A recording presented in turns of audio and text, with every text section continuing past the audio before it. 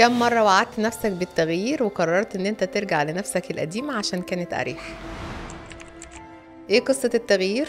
والتغيير بيفرق ايه في حياتنا؟ التغيير من الاساسيات اللي احنا عايشين فيها دلوقتي بعد كمية الوعي اللي احنا بقينا فيه، الايموشنال انتليجنس والاي اي وحاجات كتيرة قوي بقت تلعب كده ادوار جديدة في حياتنا. يعني الحياة اتغيرت تماما، احنا ما بقيناش على قديم وكتب وتلفزيون، لا لا خالص، احنا دخلنا في حتة تانية، فاحنا لازم نبقى up to date بالوضع الجديد اللي احنا بقينا فيه. انت هتفضل قاعد في الكومفورت زون بتاعتك ومش عايز تغير، واوقات لما بتحس ان انت عايز تغير بتاخد القرار وتقول انا هبتدي، بس بتيجي كده وبترجع وتقول لا، الكومفورت زون بتاعتي حلوة، خليني قاعد فيها، انا بافويد فيها كل المشاكل بتاعتي والألم بتاعي انا هربان منه، فانا مش عايز احس بيه، وانا خايف اصلا من التغيير. وهو ده اساس التغيير، الخوف.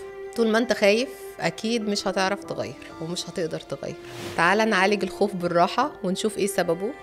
ممكن يكون في تروما او ضغوط انت بتتعرض لها الفترة الاخيرة ومش عارف تغير خالص، ومش عارف تفصل نفسك عن العالم اللي حواليك وتقدر ان انت تعمل خطوة التغيير.